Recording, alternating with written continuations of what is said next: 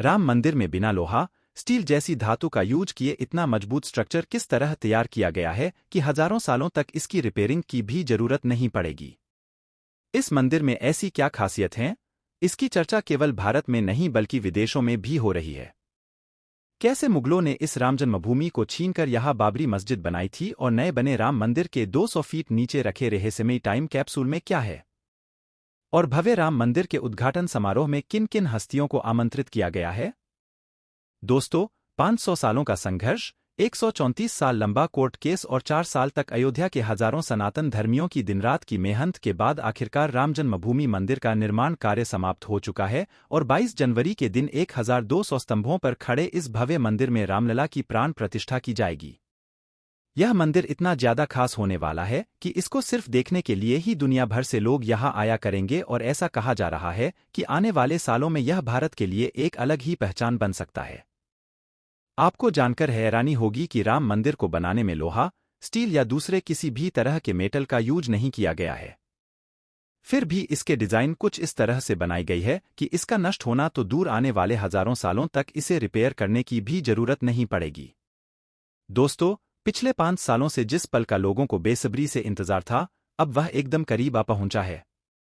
क्योंकि राम मंदिर निर्माण कार्य पूरा हो चुका है और इसके उद्घाटन की तिथि घोषित कर दी गई है। इतना ही नहीं, इसके उद्घाटन समारोह में शामिल होने के लिए वीवीआईपी इनविटेशन भी बांट दिए गए और उसी से यह पता चलता है कि अयोध्या राम मंदिर का भव्य उद्घाटन समारोह 22 जनवरी के दिन होने वाला है। वैसे तो लोग इस मंदिर के बनने का पिछले 5 सालों से इंतजार कर रहे हैं, क्योंकि इसको बनाने का काम साल 2019 में शुरू हुआ था। लेकिन सही मायनों में इंतजार 5 सालों का नहीं बल्कि 500 सालों का है। इसलिए इस मंदिर को इतना ज्यादा खास माना जा रहा है। कैसे, चलिए आपको इसके बारे में बताते हैं। असल में दोस्तों, अयोध्या की जिस पावन धरती पर यह राम मंदिर बनाया गया है, हिंदू धर्म में इसे भगवान श्रीराम का जन्म स्थान माना जाता है। साथ ही हिंदू धर्म के लोग ऐसा मानते हैं कि इस जगह पर हमेशा से एक मंदिर हुआ करता था। अगर हम वक्त में और पीछे जाएं तो हमें पता चलता है कि 1527 सन में उस समय के मुगल बादशाह बाबर ने इस जगह पर बाबरी मस्जिद बनवाई थी और इसी को लेकर हमेशा से यह क्लेम किया जाता रहा है कि इस मस्जिद का निर्माण राम मंदिर को तोड़कर किया गया था। यही वजह है कि यह जगह पिछले 500 सालों से विवादों में रही और हिंदू मुस्लिम दोनों समुदाय यहां मंदिर और मस्जिद बनाने के लिए लड़ते रहे हैं।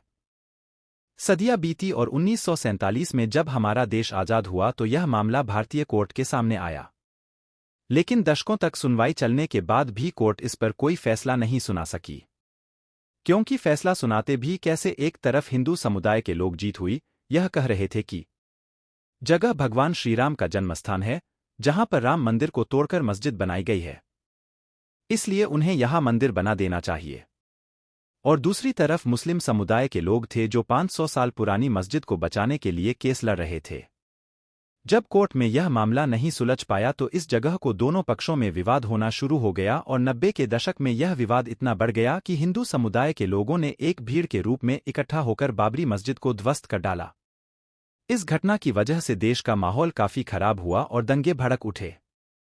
लेकिन हम उन यादों से ज्यादा गहराई में न जाते हुए सीधे आते हैं साल 2019 में, क्योंकि इसी साल हमारी सुप्रीम कोर्ट ने सदियों से चल रहे इस मुद्दे पर एविडेंस के आधार पर अपना फैसला सुनाते हुए यह जमीन हिंदू समुदाय के लोगों को मंदिर बनाने के लिए सौंप दी।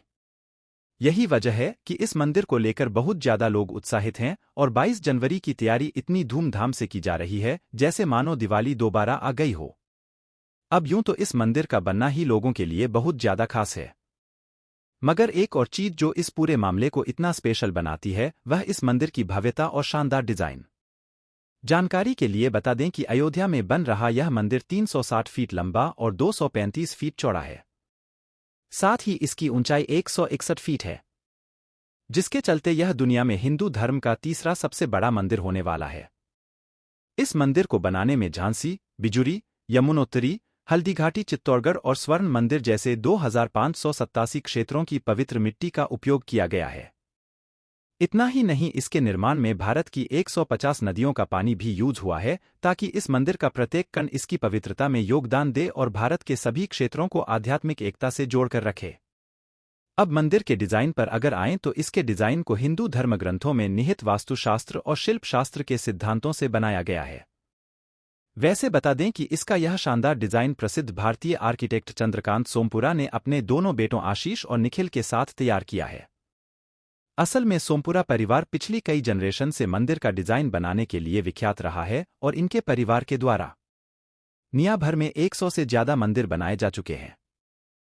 इसमें सबसे प्रमुख भारत का सोमनाथ मंदिर है, जिसका डिजाइन चंद्रकांत सोमपुरा के दादाजी ने तैयार किया था। तो राम मंदिर के डिजाइन या कहें स्ट्रक्चर की सबसे खास बात यह है कि इसे बनाने में लोहे या स्टील जैसी किसी भी मेटल का उपयोग नहीं किया जाता।